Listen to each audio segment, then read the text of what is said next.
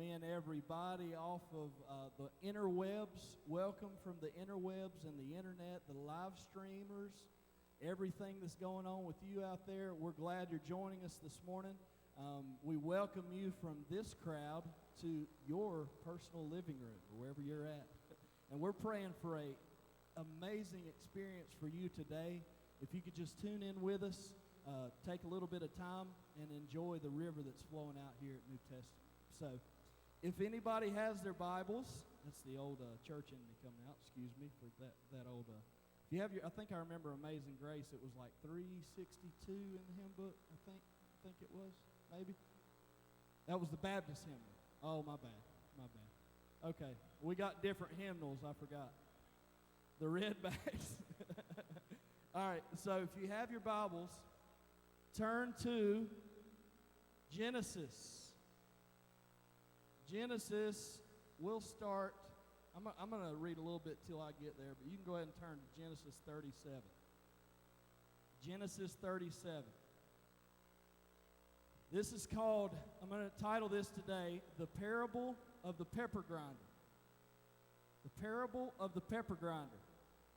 And we're going to get to that at the very end, but this is the pepper grinder. And I just want you to have as much mystery and confusion as possible right now. This is what I'm preaching about. This, right here. Okay? The pepper grinder. We'll come back to that in like 3 hours. All right? No, I'm just kidding. Y'all are like, no, he ain't kidding. He's not kidding. So we dedicated Marshall a few minutes ago. That was awesome, but I do have to share something that Malachi asked me this week about the dedication, and it was a beautiful question. But he said, Dad, I'm confused about something. I said, what? He said, if Marshall came from God, and if Marshall is already in God, then what is the dedication? I said, that's a very, very good question.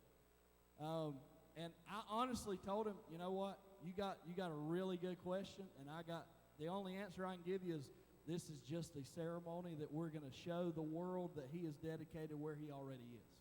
He's already where we're dedicated. That's right. We can't put him in God. That's right. And in answer to Malachi, it is the dedication of the family to say, because he came from God and he was written in the volumes of God's ideas and brought into the kingdom for a time as this, that the family commits back to God the proper teaching, the proper love, and the proper raising, that he will be a sharpened arrow in the hand of God, shot through the bow in the power of the Holy Spirit. God gave us the materials, and that's our way of saying we want to do it God's way. Amen. So, while you're in Genesis, Psalm 133. I'm going to just read this to you. Don't turn. I'm going to read Psalm 133. Behold, how good and how pleasant it is for brethren to dwell together in unity. It is like the precious ointment upon the head that ran down upon the beard, even Aaron's beard, that went down to the skirts of his garments, as the dew of Mount Hermon, and as the dew that descended upon the mountains of Zion. For there the Lord commanded the blessing, even life forevermore. Where did God command the blessing? Where brethren dwell together in unity. Where does God grant life forevermore? Where brethren dwell together in unity. What is going to set this place apart from the church that you might pass 2 seconds down the street, or 10 minutes down the street, or 15 minutes down the street? We hope it's that brothers are dwelling together in unity. That's what we hope. Yeah, that's what we hope. So, I want to talk a little bit about Jacob before I get into Joseph. Jacob, of course, had a way about him that was definitely anthropos. Does anybody know what anthropos means after we've been saying it over and over and over? Anthropos means literally man-faced. Man-faced. Anthropos means to be man-faced. And Jacob operated in Anthropos. He gave God stipulations to his commitment. It was 3 ifs. If, then. If God will indeed be with me and protect me on this journey, if he will provide with food and clothing, if I return safely to my father's home, then he will be my God. Those were the conditions that Jacob offered to God. Okay? And how long did that take him? Try 91 years old when Joseph was born. Jacob was 91 years old when Joseph was born. And all of his sons and daughters from Leah, Zilpah, and Bilhah represent Jacob. All of the sons and Dinah from Leah, Zilpah, and Bilhah represent the toil of Jacob. The toil, the anthropos, the if, then Jacob. But the 2 boys from Rachel represent the childlike of Israel. The 2 boys from Rachel represent the childlike of Israel. So if Jacob was 91 at Joseph's birth, man, we're doing good to even get to 80. He was 91. We just read through this stuff like, oh, it's the same old story, Sunday school. No, it's not the same old. No, he was 91 years old. 91, and he had Joseph. Just think about Selah for a minute, like it says in Psalms. Just think about that. Think about your grandpa. 91-year-old Papa had Joseph. He was already Papa. All right. I like when you do that because it helps you like pull yourself away from this page and put it into your brain. Joseph was Israel's awakening. It was Israel's awakening. This signaled his turn.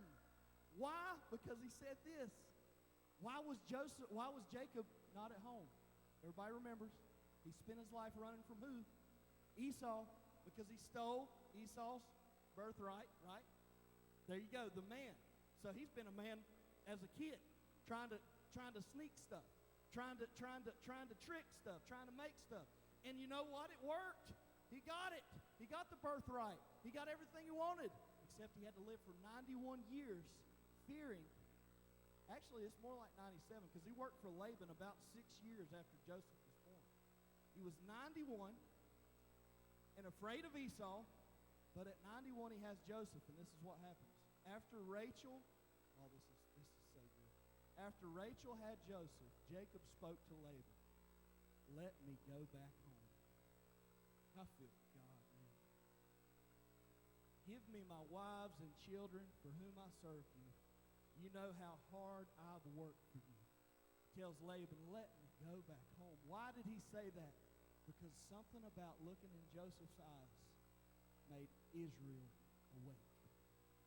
Made Jacob awaken to Israel. Even though I know it was 6-7 years later before he would be changed to the name of Israel, I think in the moment that he laid eyes on Joseph, the seed sprouted within him.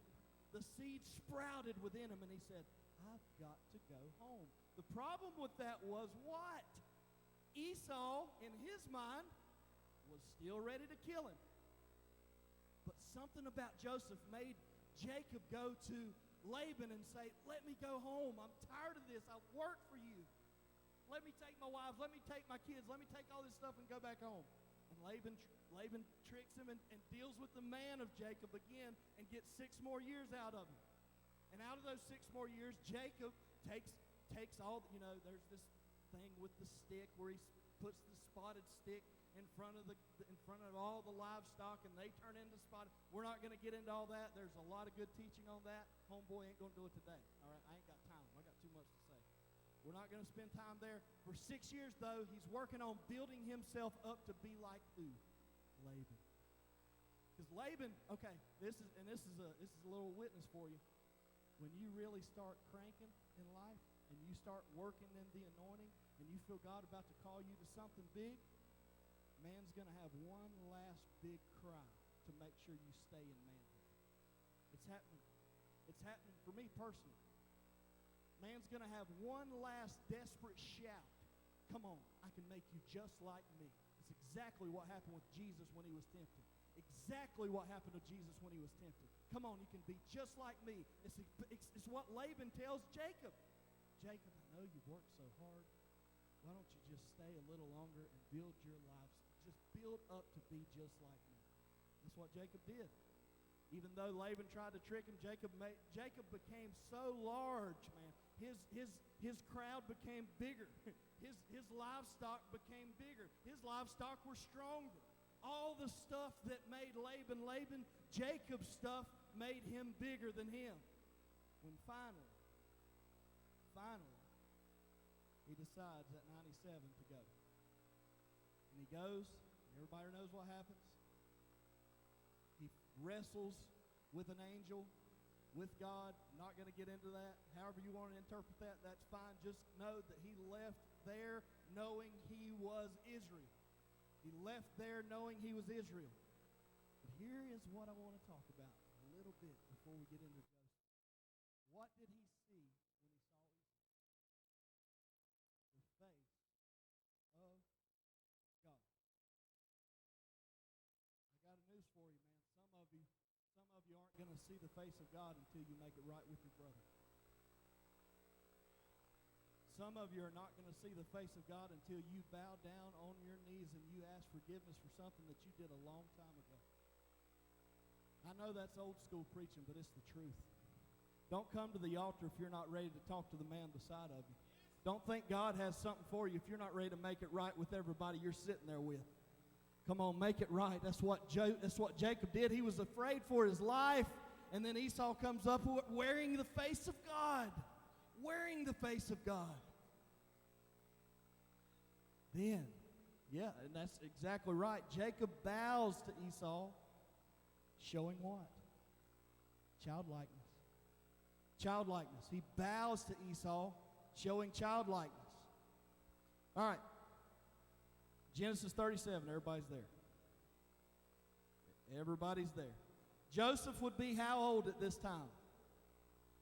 Actually, he's going to be 17 in Genesis 37. But when Esau and Jacob reconciled, Joseph would have been 6. 6 years old when Esau and Jacob reconciled.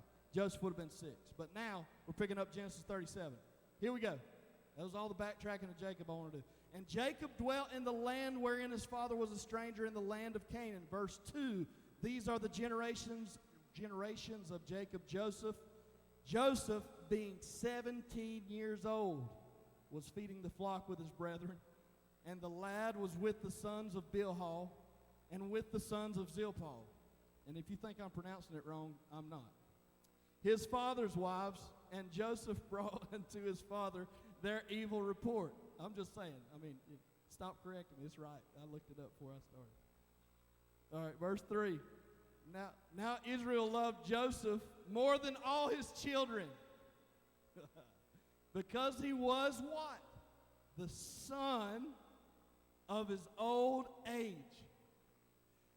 The child of his old age.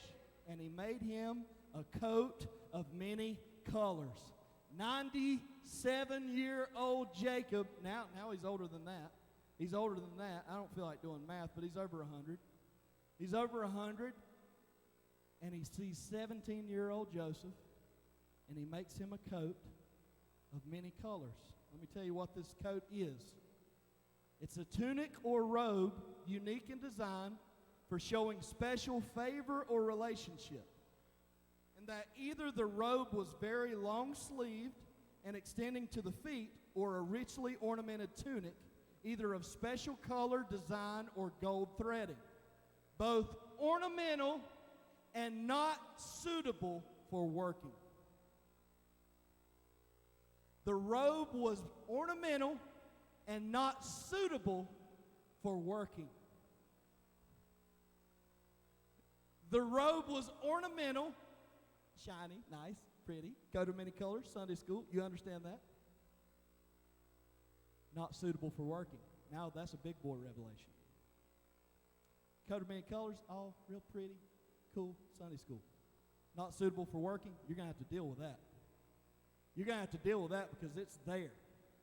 Jacob made a coat for Joseph that pretty much told his brothers, he's not going to ever be like you. He's not ever going to be like you. And when he made the coat, he was making it to say, he's not ever going to be like I was. He's not ever going to be like I was. He's not ever going to be if, then. He's going to live knowing who he is. He's going to live knowing he doesn't have to work for this love. He doesn't have to earn this love. He doesn't have to prove this love. I'm going to dress him in the garments of salvation. Oh, man, he's dressed us in the garments of salvation. The robe of righteousness. Come on, church. Come on, church. You don't have to go prove it tomorrow. You don't have to go earn it next week. You don't have to go prove who you are. You're robed now. Joseph was the manifestation of Israel's childlike. Joseph was the manifestation of Israel's childlike. Joseph took Israel, Jacob, back in time. When I look at Marshall, when I look at Credence, when I look at Melody, when I look at Malachi, it translates me back to a place where I can see on their level. I'm going to put a little story right here. This is beautiful. Earlier and there she comes walking right down the aisle. Beautiful. Look at how beautiful my daughter is. God, she's beautiful. Man, I'm going to have to fight some people. Dang. Think about that, and I get in Jacob real quick. If, then you can marry her. But anyway, Kristen is kind of playing referee with Melody and Credence, and Credence was upset about something. Oh, I know what it was. Credence was jealous that Melody had a Valentine's dance at school. Credence is not in school yet, so she was jealous, very upset. And Melody tells Credence, what? What did she tell her? Help me. She can't remember. Anyway, she tells Credence something along the lines of, I'll get you something at the dance. Oh, yeah, I needed you about 5 seconds ago. That's okay. I got it, thank God. Anyway, she tells Credence, don't be upset. I'll bring you something home from the dance. And immediately Credence, not in school, said, yay, I'm over my little tantrum. And here's the beautiful part, though. Kristen tells Melody, you're such a good big sister. I wish that I had a sister like you when I was little. And in that moment, Melody reaches out her arms and takes Kristen in. And in that moment, Melody was the big sister. And it's not a cute little, sweet little story. That is the word of the Lord. Because in the kingdom, the younger you are, the higher you are. The younger you are, the purer you are. The younger you are, the simpler you are. This is so good. I just want to just lay in that and stay there, but I'll keep going. Verse 4. And when his brethren saw that their father loved him more than all his brethren, they hated him. With reason. He got to go to the Valentine's dance. And could not speak peaceably unto him. And Joseph dreamed a dream. And he told his brethren, and they hated him yet more. And he said unto them, hear, I pray you, this dream which I have dreamed. For behold, we were binding sheaves in the field, and lo, my sheaf arose, and all stood upright. And behold, your sheaves stood around and about, and made obeisance to my sheaf. Basically means that they bowed to his. And his brethren said to him, shalt thou indeed reign over us, or shalt thou indeed have dominion over us? And they hated him yet the more for his dreams and for his words. And he dreamed yet another dream, and told his brethren, and said, behold, I have dreamed a dream more, and behold, the sun and moon and the 11 stars made obeisance to me. And he told to his father and to his brethren, and his father rebuked him, and said unto him, what is this dream that thou hast dreamed? Shall I and thy mother and thy brethren indeed come to bow down ourselves to thee on the earth? Verse 11 is huge. and his brethren envied him, but his father observed the same. His brethren envied him, but Israel thought about it. Jacob is what came out when he said, what are you talking about? We're going to bow down to you. But Israel thought about it. Israel thought about what Joseph was saying, so there's something true about this. There's something true about this. There's something true about him having the courage to say what he's saying, even though it's not going to look good at all. It's not going to look like this is the Lord's will. This is going to look very selfish. This is going to look very conceited. And that's what happens when religion gets involved. Religion starts weighing people, saying you don't have a right. That's what killed Christ. It's what killed Jesus. They say you don't have a right to say you're loved by God. You don't have a right to say you're God's son. So crucify him. And here we are. We're afraid to step in faith in what Christ has already laid out for us when he went before us. Sometimes he went before us into death, hell, and the grave, but he also went before us into the rejection. Because it's going to take courage to step into what you're stepping into. It's going to take courage to stand up at work and start saying, I know you've been working with me for 20 years, but I'm a son of God, and I need to tell you something today. Leroy's going to be like, what happened to Bobby? What happened to John? Or what happened to Dale? Or what happened to Connie? What happened to little Connie? Yes, the little Connie, she was just over there making them buttons.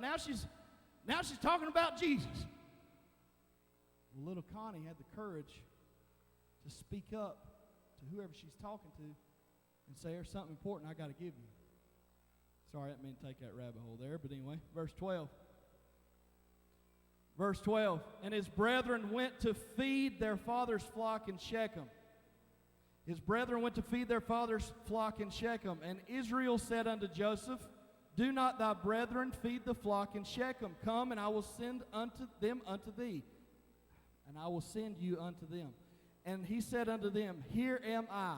Said unto his father, here am I. Verse 14, and he said to him, go, I pray thee, see whether it will be well with thy brethren and well with the flocks, and bring me word again. So he sent him out of the vale of Hebron, and he came to Shechem. Jump down to verse 18. And when they saw him afar off, even before he came near unto them, they conspired against him to slay him. And they said one to another, behold, here comes that dreamer. Verse 20, come now, therefore, let us slay him, cast him into this pit, and we will say some evil beast has devoured him. We will see what will become of his dreams then. Verse 21, and Reuben heard it, and he delivered him out of their hands and said, let not us kill him. And Reuben said unto them, shed no blood, but cast him into this pit that is in the wilderness, and lay no hand upon him, that he might rid him out of their hands to deliver him to his father again. And it came to pass when Joseph was come unto his brethren, that they stripped Joseph out of his coat of many colors that was on him. And they took him and cast him into a pit, and the pit was empty, and there was no water in it. That's a picture of what the church has done to the believers. It's a picture of what religion is doing to those that are really moved and anointed and touched by God. The church cannot stand your robe. Religion cannot stand your robe. Religion couldn't stand Jesus' robe. Religion couldn't stand his approval, so they murdered him. His brothers couldn't stand the coat. It's the first thing they pulled off. Where did they put him? In a well with no water. What a symbol of who they were. What a symbol of who they were. That's who his brothers were. They took him to the only place they knew how to take him. That's the only thing religion offers you. An empty well where water used to be. Come on. That's all religion can offer you, is an empty well where water used to be. And if you can try and you can sweat and you can work and you can try hard, you can work hard, it's only going to leave you in the bottom of a well where water used to be. It'll leave you in the bottom of a well where water used to be. And you don't have to stay there. You don't have to stay there. His brothers, what's the first thing they ripped off of him? His identity. How does religion get you? As soon as you come in the door, they take your identity away. You can't be you in here. You have to be something else on Sunday. You have to be something else when you come up in here. You don't have to be different. I want the real you. I don't want you to fake it in here. I don't want you to clean up to come in here. I want you to be you. I want to talk to the you that watches the football games on Saturdays. I want to talk to the you that goes wherever you go on Fridays. I want to get to know that you. Not the fake you that you dress up and paint to come in here. You don't have to take your robe off to come in here. Be who you are. Be who you are. We're not going to throw you in a pit with no water. It might have happened at a church before. It might have happened somewhere else. I can promise you it ain't going to happen here. If it does, they got a problem with me. They got a problem with all of us. They're not going to do it to you. Nobody's doing it to me here. Nobody's doing it to me here.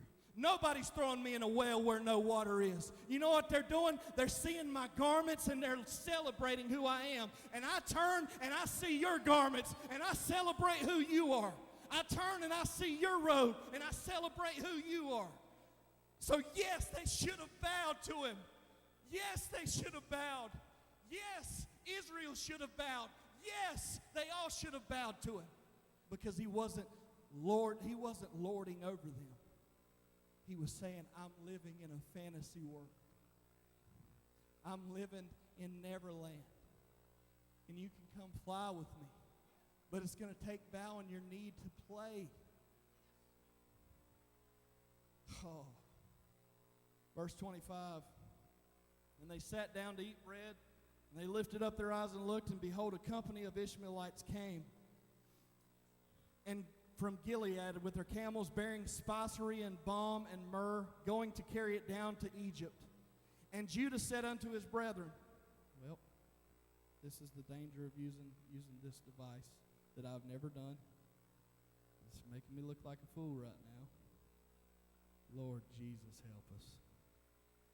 Lord Jesus, help us. I'll never use it again. Bump y'all's technology. Brent, will you bring me my Bible? We'll just do it the old school way. Let's do it. 37, is that where we're at? 37.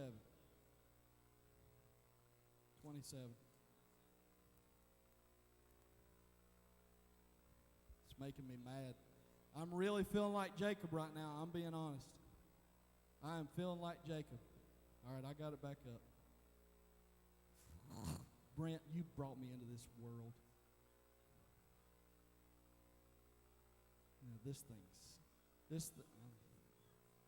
No, I would take an Apple device right about now. I'm going to go buy me a laptop that doesn't say Samsung on it. All right, now bring me that mouse pad and that mouse, because that's why I brought it, because I feared I'd look like an idiot. That's okay. Maybe this is the Lord humbling me. Maybe this is the Lord humbling me to get back on the playground. All right, here we go. What a failure. What a complete and utter failure that was. All right. For the love of Jesus and all that's holy, verse 24. And they took him in, we already read that. Verse 26. I blame it on Brent, but he loves me and I forgive him.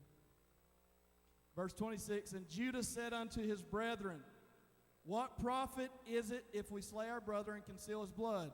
O come and let us sell him to the Ishmaelites, and let not our hand be upon him, for he is our brother and our flesh. And his brethren were content.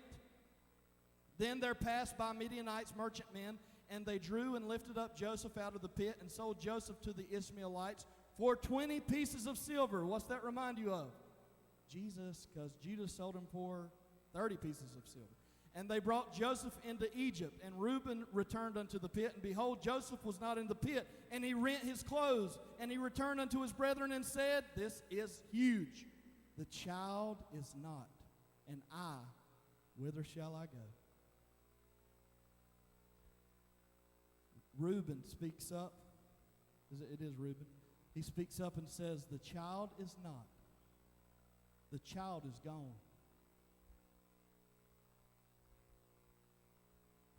He says, the child is gone, and I don't know where I'm going to go from here.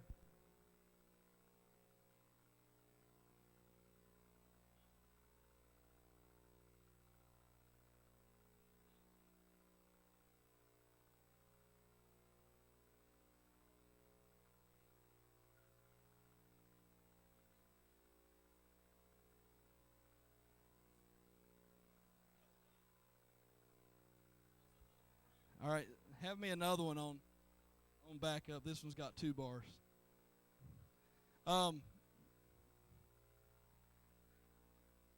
Lord Jesus, thank you, Lord, for your love. All right, verse 30. Verse 30. When I get back down there, I'm going to come unglued up here. Verse 31. I'll never use this again. Take your picture, keep it. I'll never use this computer again. You can have it. Anybody that wants it after the service, I'll give it to you. It's Malachi's. Sorry.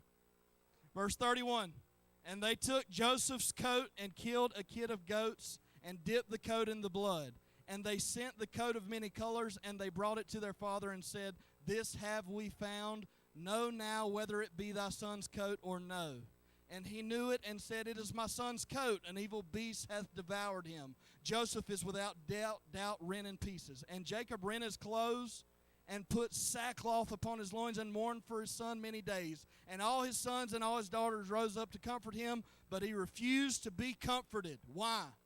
Because his child was gone. And he said, For I will go down into the grave mourning my son. Thus his fathers wept for him. And the Midianites sold him into Egypt unto Potiphar, an officer of Pharaoh's and the captain of the guard. Now we're going to do some Clef Notes. Potiphar, captain of the guard. Big deal, right?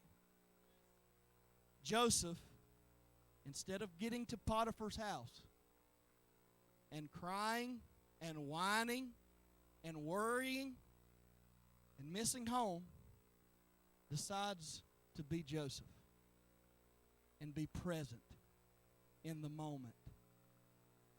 And it granted him favor with Potiphar.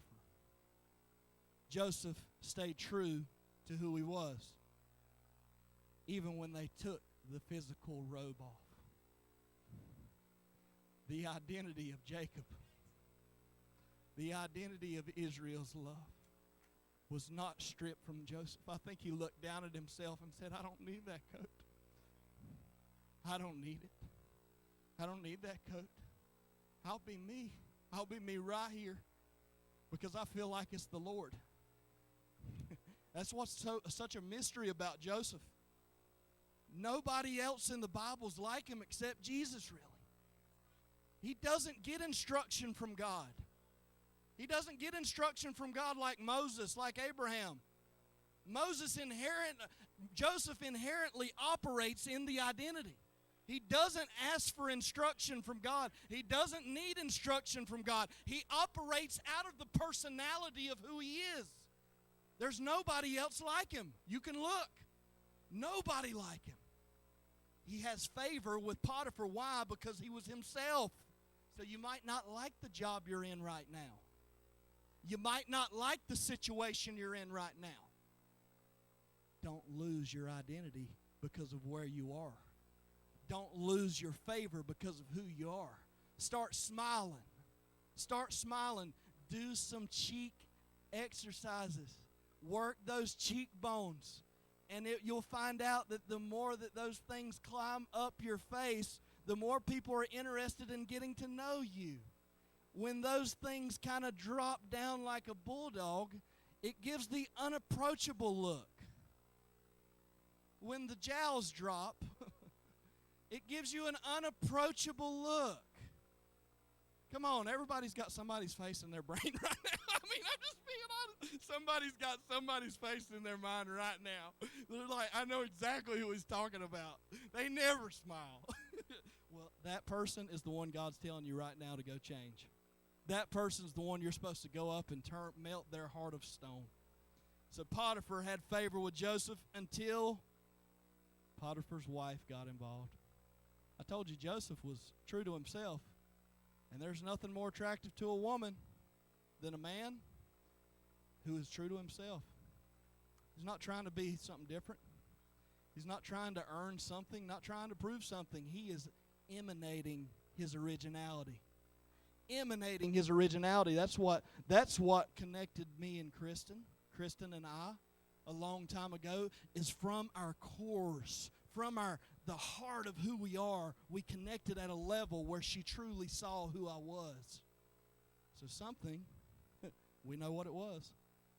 Said he was a very good-looking guy. So Potiphar's wife was like, I agree. Potiphar looks more like the bulldog. I'm just kidding. But anyway. So she tries what? She makes her advances. We won't get too lost here, but she makes her advances. Joseph rejects her. Said, I'm not going to do that. That's not right. You're Potiphar's woman. You ain't my woman. I'm about to get up on out of here. Don't fuss at me because your kids are watching this. They watch YouTube. I'm just saying. They watch Netflix. Just saying. But anyway. So she grabs his coat as he's running out. And then she does what? She lies to Potiphar. When Potiphar gets back home, she says, this man tried to take me from you. Such a liar. Potiphar's like, I'll fix this. That's what Potiphar does. It's what we do in every situation. We'll throw him in jail. I'll throw him in jail. He'll never be back here. Because Matthew 18 says that offense must come to the world, but woe to the man by whom the offense comes. Child ain't going to get offended. The child in you doesn't get offended, but the man in you. So maybe if Potiphar would have reacted a little different to his wife's lies, but God had a plan, though. God knew Potiphar was going to go off. He said, I'll fix him. I'll throw him in jail. So Joseph's thrown in jail. He lost his other coat.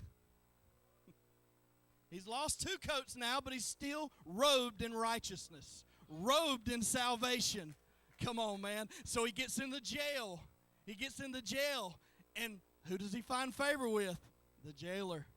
Because I can't help but notice there's no other prisoners that act like you. You don't even act like a prisoner. Do you not realize you're in prison?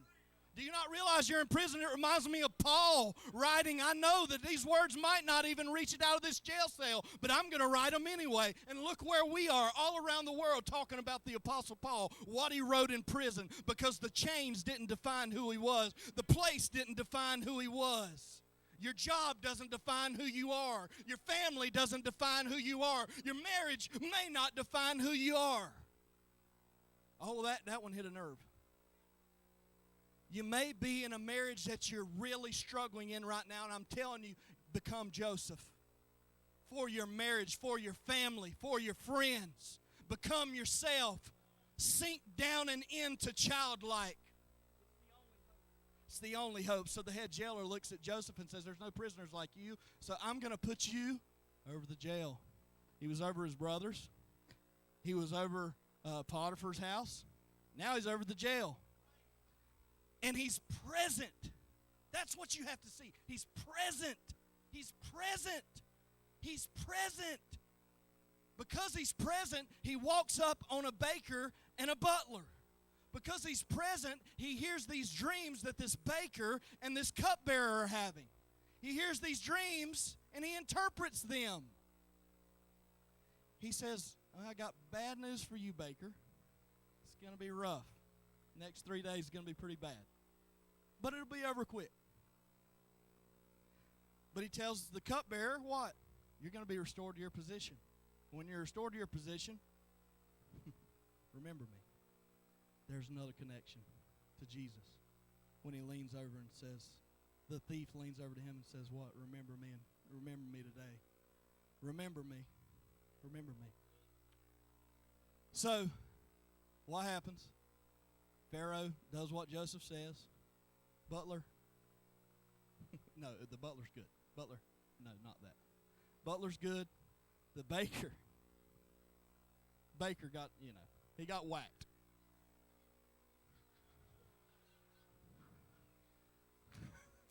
The baker got whacked. It's like The Departed. Pharaoh was like The Departed, man. It's just, you're going to get whacked. If Pharaoh's got it out for you, you're going down. There was no secrets. You're gone. So he's gone.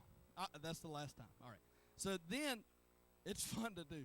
But then, the cupbearer is restored and forgets for 2 years. 2 years. Until Pharaoh starts having dreams. Pharaoh starts having dreams, what happens? Oh, wait a minute. I was in prison one time. You remember when you were in a bad mood because I dropped your cup or something and you put me in prison? Yeah, I remember. What? I told you not to ever bring that up again. Well, I'm telling you because there's a guy there that is not acting like the rest of the prisoners, and he interpreted my dream. And Pharaoh's like, why are you waiting till now to tell me this? Go bring him to me. So he brings him to him, and he interprets Pharaoh's dreams. Pharaoh's dreams. Man, this is fun. Because what was Pharaoh's dreams? 7 years of what? And then, no. First, 7 years of plenty. And then 7 years of famine. All right? I mean, it's okay. It's okay. We all make mistakes. 7 years of plenty, then 7 years of famine. Joseph interprets the dreams for Pharaoh, said, all right, here's what you need. You need me. That's what you need. Pharaoh's like, what are you talking about? Well, because there's going to be 7 years of plenty and then 7 years of famine. You need a guy that knows what he's talking about, and you need a guy that can get these people together and start building storehouses so we can start. We're going to make the superpower of the world. And Pharaoh's like, I like what you're talking about. Egypt sounds like it could be a pretty big deal, and you seem like the right guy for the job, so anything he says goes. Give him my ring, give him my signet, give him my garments, give him the identity. So Joseph lost. He lost his father's robe, but he didn't lose his father's robe. He lost Potiphar's garments. He lost his striped prisoner garment. And now he's wearing the garments of the king of the world. Zaphnath Paaneah. I have a hard time saying that. Say it again. Zaphnath Paaneah, the Savior of the world. You ever wonder why the pyramids were there? Boom, Joseph. Joseph, really. That's exactly why they're there. So then, all this stuff happens. So we get 7 years of plenty. It's great. Then 2 years into famine, somebody gets hungry. Somebody gets hungry. Remember who it was? It was the ones that threw them into the dry well. That was a representation of who they were.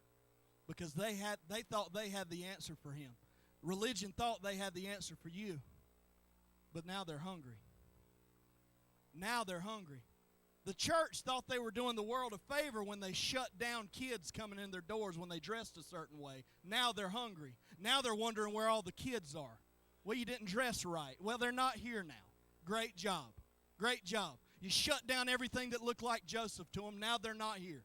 The church thought they were doing the world the favor when they stopped going places that you went. Now they're wondering why you don't want to listen to them. I don't know. Maybe it's because we stopped acting like Jesus and going where you went. Man, we've closed ourselves off to the blessing of God. We've closed ourselves off to the generations. We've closed ourselves off to the world. But we're waking up. We're waking up because Josephs are waking up. We're waking up because Israels are waking up. We're waking up and we're saying, I don't care what the church has told you. Come back. You may have been thrown in an empty well, but we're hungry. Man. And oh God, thank you, Jesus. It ain't just about the people coming in the door being hungry for God. We got to get hungry for them. Are you hungry? Are you hungry and thirsty for righteousness? Come on, then you'll be filled. How are you going to get filled when Josephs walk in the door?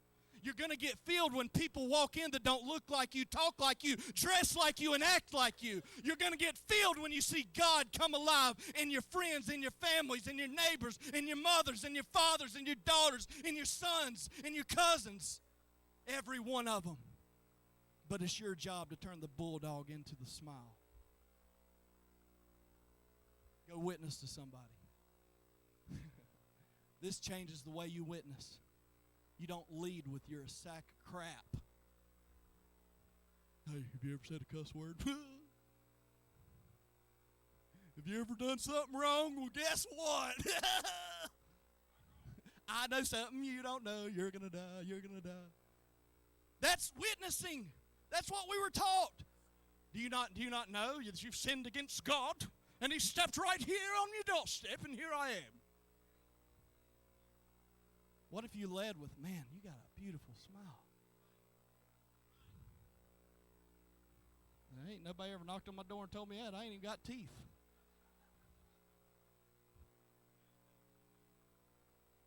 Oh, man, I'm sorry. That was too funny not to say. I will take the backlash. I'll take the backlash. Let me go put my teeth in and talk to these guys. All right. So, the boys get hungry. Jacob gets hungry. Yeah, that was so funny. I'm sorry. I had a picture in my head that time. All right. So, Joseph is in Egypt over everything. Jacob gets hungry, sends the brothers. Saving who? Who did he not send? Pastor redeemed himself. He got it. I'm sorry. Yeah, it was Benjamin. So Jacob sends the boys back and keeps Benjamin, because Benjamin is what to Jacob? Childlike. Oh, this is going to just... I hope my computer gets to there. We got the Bible. I don't care if we got to start at the beginning. We'll get there. Jacob sends the boys to Egypt without Benjamin. Joseph meets them. He knew it was them. They didn't know it was Joseph, because what? Joseph used a translator because he was walking like an Egyptian. Kids are like, this is a weird service. But anyway, Joseph was walking like an Egyptian, so he was translating. He was using a translator to kind of hide his identity. And then he takes their money, and then he tells his servants what? Go put the money back in their bags, send them back with all the food that they need. But I got to tell them something. I need to talk to them. Boys, where'd y'all come from? Oh, came from the promised land over there. Promised land. Kind of stinks there right now. Ain't no food there. Ain't no food, ain't no drink. Ain't nothing. We got a little bit of water, no food. But we're in the promised land. Why don't you come on down Sunday? Come on down Sunday to the promised land. There ain't no food here, but come on down. That's exactly what the churches are doing. Come on in, come on in. Come on in. Let me tell you how sorry you are. Come on in, let me tell you how bad you are, because we're all bad, and it's our only identification is we're sinners. That's who we are, and if any Josephs step up, we'll throw them in the well where no water is. But he speaks up and he says, where'd y'all come from? Well, we come from Canaan land. We came from the promised land. We came from Shechem, but we got no food. Well, do you have a dad? Yeah, we got a dad, but was there any more brothers? Well, there's one more. Well, actually, there's two more. There's one that something really, really bad happened to, and then there's Benjamin. And Joseph immediately says, bring me Benjamin. Bring me the youngest. Bring me the youngest. No, we can't do that. We can't do that. Jacob, the last time we did that, something bad happened. The last time, no, Benjamin, no, Jacob can't even let Benjamin get out of his sight. Jacob can't even let Benjamin get out of his sight because Benjamin represented childlike. That's what I'm saying. But anyway, just follow me, okay? So he sends them back, and they go home, return to Jacob, and they tell Jacob the deal. Jacob's like, I guess we'll just die. Because I'm not sending Benjamin. I'm not sending him. I'm not sending him because the last time you jokers was out there with my son, he never came back home. He ain't going. Then some time passed. Jacob got hungry. And Judah's the one that speaks up. Judah speaks up and says what? Pops, you got to let me take Benjamin or we're going to die. You got to let me take him or we're going to die. He literally says, let me take the boy. Let me take the boy. Benjamin would have been 32 to 35 years old. And Judah said, let me take the lad. Lad means ner, a boy from the age of infancy to adolescence. A babe, boy, or child. Yet Benjamin was still referred to as what? The boy. So, they sent him back. Jacob finally agrees to let Benjamin go. And they get there. Joseph holds it together. When he sees Benjamin, he wants to just jump on him. But he goes in the other room, washes his face. All right, let's eat. Let's eat. Sits down. And in that moment, I can't imagine what was going through Joseph's heart to not break.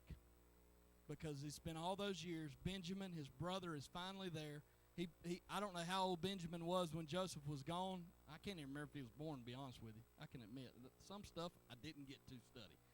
So I think he was. I think Benjamin would have been a really small infant when Joseph went into Egypt. But we'll get back to you on that Wednesday night. So there's a little pitch to come in on Wednesday night and join us for the live stream. But Joseph is sitting there trying not to break, and he decides to send them again. This time he takes his cup and tells his servants to put it in the bag. Whose bag? Benjamin's bag. He puts his chalice in Benjamin's bag, sends him back, because he told him what? I want to see your dad. I want to see Jacob. I want to see this man. I want to see this guy. So I'm going to send you back. But here's the catch. Here's the catch. Benjamin's got to stay with me. Man, all right, just go to Genesis 44. This is too good not to read.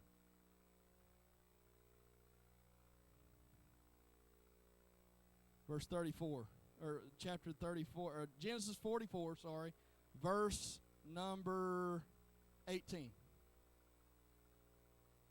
Then Judah came near unto him and said, O my Lord, let thy servant, I pray thee, speak a word in my Lord's ears.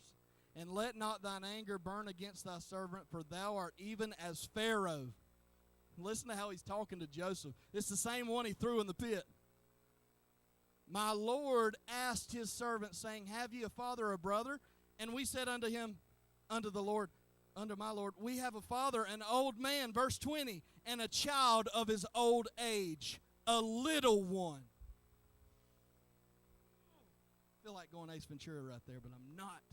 Can you feel this? All right.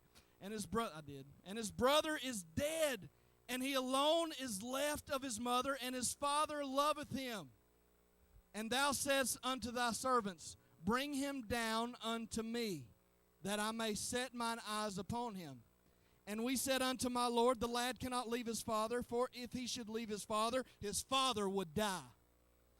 And thou hast said unto thy servants, Except your youngest brother come down with you, ye shall see my face no more. And it came to pass, when we came up unto thy servant, my father, we told him to the words of the Lord. Verse 25, and our father said, Go again and buy us a little food. And we said, so Judah's just telling the story to Pharaoh, or to Joseph. Verse 26, and he said, We cannot go down if our youngest brother be with us. Then will we go down, for we may not see the man's face, except our youngest brother be with us. And thy servant, my father, said unto us, You know that my wife bare me 2 sons. Oh, man, he just talks to the other ones like what? Like they are representatives of his strife. He speaks to the other boys like they're a representation of all the stuff that religion tells you that you have to do. And you don't. You don't have to work at it. You don't have to be anything but who you are. And from that original place of who you are, you will naturally manifest good works unto the Lord. You don't have to go try and bench press your way into the kingdom, man. You're already in the kingdom. You're already there. Good gracious. Verse 29, verse 28. And the one went out from me, and I said, Surely he is torn in pieces, and I saw him not since. And if you take this also from me, and mischief will befall him, ye shall bring him down, my gray hairs with sorrow, to the grave. Now therefore, when I come to thy servant my father, and the lad be not with us, seeing that his life is bound up in the lad's life. Jacob's life is bound up in what? The childlike. And he knows if you lose the childlike, it's over. Verse 31, It shall come to pass when he seeth that the lad is not with us, that he will die. And thy servant shall bring down the gray hairs of thy servant our father with sorrow to the grave. For thy servant shall become surety from the lad unto my father, saying, If I bring him not unto thee, then I shall bear the blame to my father forever. Now therefore I pray thee, let thy servant abide instead of the lad, a bondman to my Lord, and let the lad go up with his brethren. For how shall I go up to my father, and the lad be not with me? Man, so I did skip over a little bit there. Joseph did send them back. Joseph agreed to send them back. Who stayed in his place? Who stayed in Benjamin's place? I think it was Reuben. Was it Reuben? Somebody check that for me. Somebody check that for me. I've got it in my notes, but I'm afraid to use this computer. I'm scared to touch it. It's rolling good right now. But he sends Joseph. Joseph sends Benjamin. Was it Judah? Somebody find it. Joseph sends all the boys back with Benjamin, but he puts the cup in Benjamin's satchel, right? So then he sends a servant after him. They find them and they say, "Whoa, whoa, whoa, whoa, whoa! You trying to steal from Joseph? You trying to steal from Joseph?" And they're like, "No, no, no, no, no, no, no, no, no, no." So that's what brought you to this moment, this big old explanation from Judah. Judah's trying to set the story straight, but Joseph did what? He intentionally put the chalice in Benjamin's sack so they can, oh man, I've read a book that said that Joseph was acting as a drama therapist for his brothers. Okay, so Judah stayed in place of it. Okay. I could have swore it was Simeon, but anyway. I could have swore Simeon's the one that stayed, but we'll figure it out. So, Joseph is talking to him. Judah goes through this big spiel, and he says in verse 34 of chapter 44, "It was Simeon. Yes, 5 points for me. I win." Verse 34, "For how shall I go up to my father, and the lad be not with me, lest peradventure I see the evil that shall come on my father?"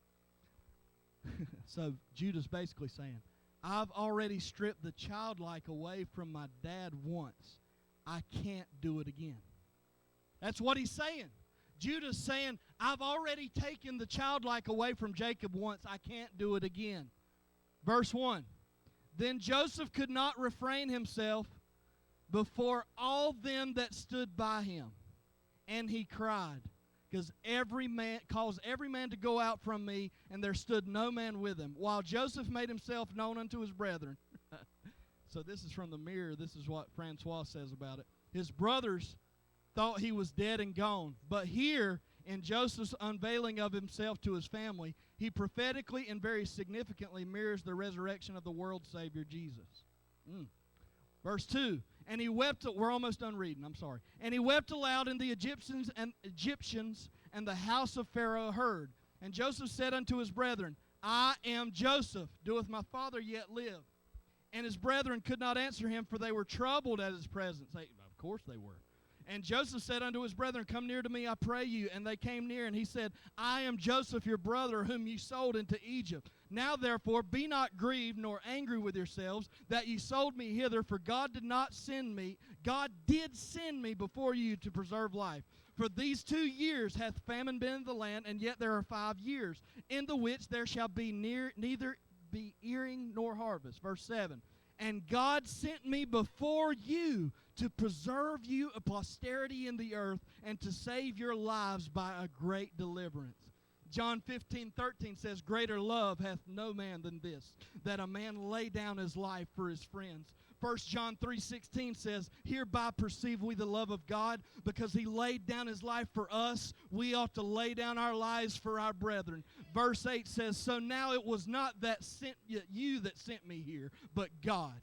It wasn't you boys that sent me here, but God did. "And he hath made me a father to Pharaoh," oh man, "and a lord of all his house, and a ruler throughout all the land of Egypt. Haste ye and go up to my father, and say unto him, Thus saith thy son Joseph, God hath made me lord of all Egypt. Come down unto me, tarry not.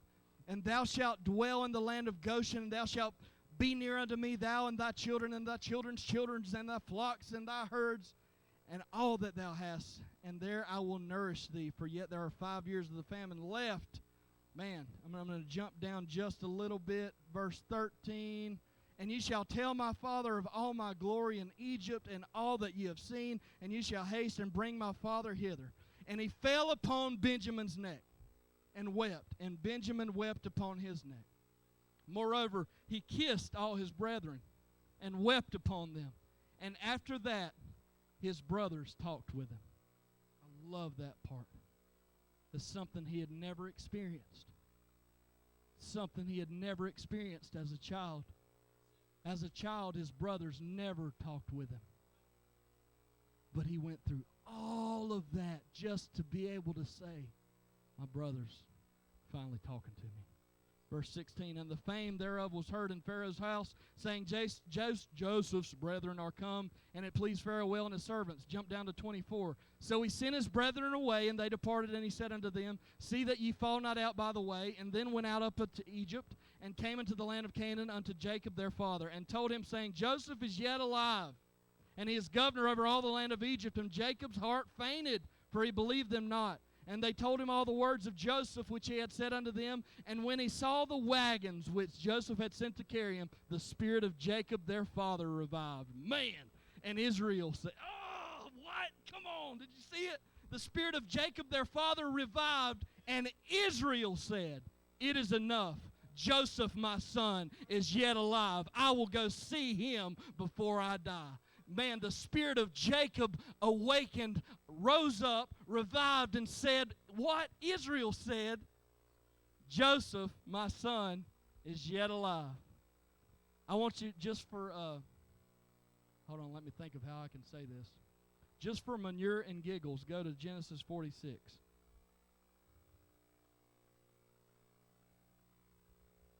Just for fecal and giggles, go to Genesis 46. Verse 8. And these are the names of the children of Israel which came into Egypt, Jacob and all his seed with him. Now jump down to verse 21 because I love y'all. And I'm not reading all that. It's already been enough. I'm sorry. Verse 21. And the sons of Benjamin were Bela and Becher and Ashbel and Gera and Naaman, Ehi and Rosh. This is so awesome here. Muppim, Huppim, and Ard. Muppim, Huppim, and Ard. Those three sound like they were a trouble-making bunch. Man, who messed with my stuff? It was Muppim, Huppim, and Ard again. What are you going to do with them? I'm going to Muppim, Huppim, and... Sorry. All right, I'm done. All right, I'm over. I'm done. I read that. You may think it's out of context. You may think that's out of context. It's not out of context because it's talking about whose sons? Benjamin's sons. Benjamin had 10 sons already when Israel was still referring to him as my little boy. Benjamin had 10 sons when Judah finally found something to convince Joseph to let Benjamin go. Judah said what? If I don't take the little boy back to my dad, if I don't take the childlike back to Jacob, this is the only hope for the world. Childlike must be restored. Bless God. Bless God. Bless God. Bless God. So let's get to the parable of the pepper grinder here. So, earlier this week when I was operating fully in Anthropos, I was on my lunch break. And Kristen calls me. I was at a taco truck. Man, it wasn't good. It wasn't good. I love tacos. I love authentic tacos. And this had all the makings of it. Wasn't good. No bueno at all. No bueno. So I took the tacos and I'm waiting on my tacos and Kristen calls me. And she says, I'm panicking.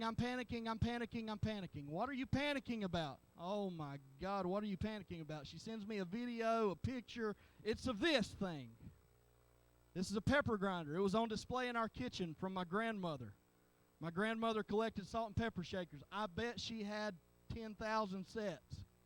Her kitchen was inlaid with salt and pepper shakers. So we had these on display. But she's calling me about this because she was literally moving them so Marshall wouldn't be able to get a hold of them because, the glass can break or, something could come off of them. So in the act of moving these things for the safety of our child gets a hold of this. And I'm like, the Jacob in me said, we have a crib, we have a baby seat, we have doors, locks, we have all these things that you can restrain this child in. But yet, there he is in the act of you moving all the things that bring him harm, doing the thing that brings him harm. I can speak very well when I'm in my Jacob, man, and it's bad. It's really bad for everything. So, of course, she called me to really comfort her and say, I'm sure he's fine. But she sends me this picture. And he's like, she sends me a little video of him gagging. I'm like, why is he gagging? Well, I reached my finger in there to see if there was something. Well, there's no wonder he's gagging. You're choking the kid. Anyway,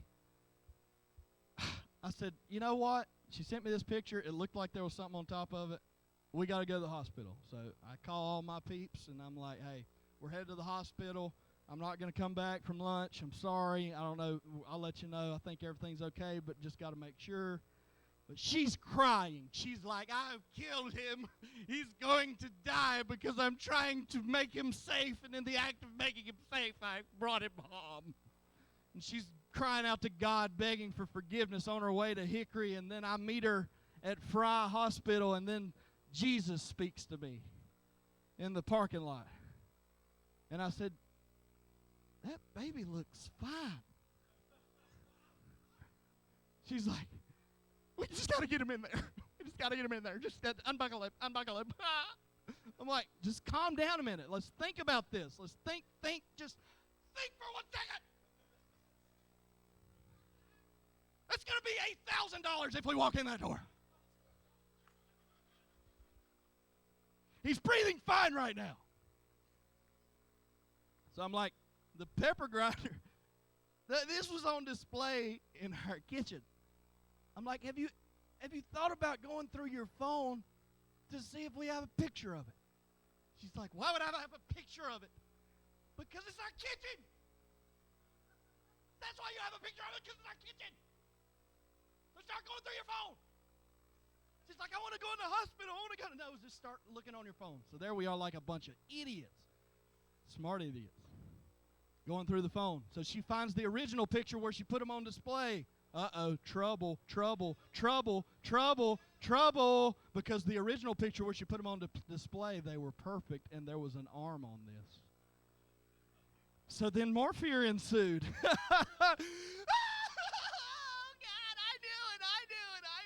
I'm like, just calm down for just a minute. I'm looking. He's fine. He's back there pooping right now. So then I find the picture on my phone. Of Melody and Credence at the bar, random picture, but then I zoom. You ever watch the Pink Panther to get this reference, but he zooms in on it, and he's like, zoom.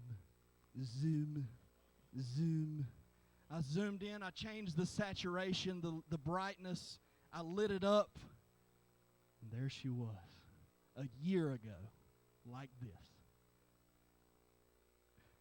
So I said, go home.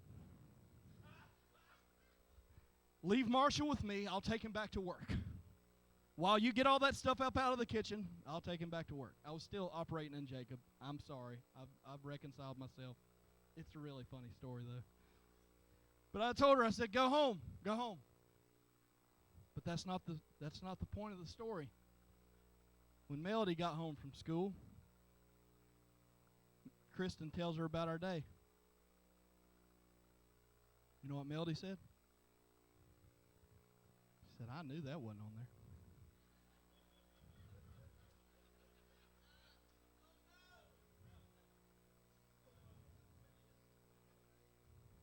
Said, I knew that wasn't on there.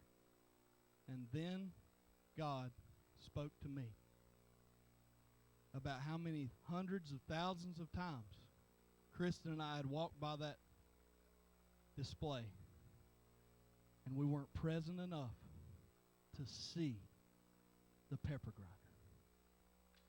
we weren't present enough to see the pepper grinder. I want to read you something out of a book that I love that Brent's talked about recently. It's called No Man is an Island. If you're watching from home, look that up. It's a great book. If you're here, go ahead and look it up and get it, because I'm using a piece of crap computer. Ugh. Jesus loves the little children. All the little children of the world. No man is an island. All right. First of all, this is from No Man is an Island. First of all, we must be present to ourselves. The cares and preoccupations of life draw us away from ourselves. This is huge, guys. So be present for just one blinking second. As long as we give ourselves to these things, our minds are not at home. They are drawn out of their own reality into the illusion to which they tend. They let go of the actuality which they have and which they are in order to follow a flock of possibilities. But possibilities have wings. And our minds must take flight from themselves in order to follow them into the sky. If we live with possibilities, we are exiles from the present, which is given to us by God to be our own. Homeless and displaced in a future or a past which are not ours, because they are always beyond our reach. Oh, Jesus, just listen to that. When you leave your present, you're homeless and displaced in a future or past which are not yours, because they're out of your reach. How many times are you back there or out here? How many times are you living back there right now and living out there in the future? We've built religion on it. We've built the church on it. I got a mansion just over the hillside. That's the biggest lie anybody ever told you. You are the mansion. You are the gift. You are the Joseph. Be the Savior of the world. Man, you can't touch the past. You can't touch the future. The present is our right place, and we can lay hands on whatever it offers us, even if it's a pepper grinder. True, we are always present to Him who sees all and keeps all things in existence by the very act that knows their existence. But we are more present to Him when we are aware of His nearness to us than when we ignore it. For then the presence is conscious and mutual. It is the presence of a person to a person. And it is only when we are thus present to Him that we truly discover ourselves as we really are. For when we are in the presence of God, seeing Him in His own light, which comes to us in the obscurity of faith, we also see in this same light that we are far different from what we thought ourselves to be in the light of our own ambition and self-complacency. Jesus loves us, man. Romans 8 in the Message reads like this: the resurrection life you receive from God is not a timid, grave-tending life. It's adventurously expectant, greeting God with a childlike, "What's next, Papa?" God's Spirit touches our spirit and confirms who we really are. We know who He is, and we know who we are, Father and children. The King James says, the Spirit of adoption. The word adoption is huiothesia, which means the placing of a son. So Melody and Malachi knew that there was no lid on that pepper grinder. They knew there was no arm on there because they're present in their own home. Everything they put their eyes to, they're fully in it. Everything they see, they see. We see all kinds of stuff, but we don't see anything. You can be driving. Oh, man, how many of you, after you've had an accident, you start driving a lot differently? You start seeing those cars coming, right? Because, man, I remember we had a terrible wreck when I was a teenager. Terrible wreck. And it took me a good 6 months to a year just to be able to drive without being cognizant of the cars coming my way, because I was freaked out after that. But now, guess what's happened? That's just another car passing. Just another car passing. Just another car passing. But do you see the car passing? It's just a pepper grinder in your kitchen. Nobody on God's green earth would have said there's any value at all in that little girl knowing that there was an arm on that pepper grinder. But in her wisdom, she could have saved us a whole lot of arguing. In her wisdom, she could have saved us a trip to the hospital that I didn't pay for. Cha-ching. God's still working on me. Got a lot to deal with. But she was present with the pepper grinder. So, who inherits the earth? Who inherits the earth? Say it again, Curtis. The meek inherit the earth. That's what Jesus said. The meek shall inherit the earth. And the meek are the children, Caden. We are the children. Caden, just like you. I'm just like you. I'm just like you. There's nothing any different than me and you. We are one in God. We are one in God, and I see you. I see you. If you're present, you can lay hold of anything. If you're present, you can inherit the earth. This is how we inherit the earth. We're present. Because everything would have told Joseph to give up. In prison, in the bottom of a well, running from a crazy woman that wanted him. Everything would have told Joseph to give up. Everything that we listened to, everything that Jacob was would have told Joseph, I knew God wasn't with me. Everything that happened to Joseph would have been a confirmation to Jacob with his ifs. But when Joseph was born, he went up to Laban and said, I've got to go back home. I've got to face this. I've got to go see the face of God on my brother. So my message to you is just like Jacob restored Esau and Esau restored Jacob, and just like Joseph restored his brothers and his brothers talked to him, my message to you and my yearning for you is to be present to the pain and the suffering and the hurt of your brothers, of your sisters, of your families, of your friends. If you've hurt them, go to them. If you've hurt them, go to them. If you're even afraid they'll kill you, go to them. If you're even afraid that it'll be the end of you as you know it, it will be. It will be the end of you as you know it. Make it right. Restore the world. Be present. So I love him because he first loved me.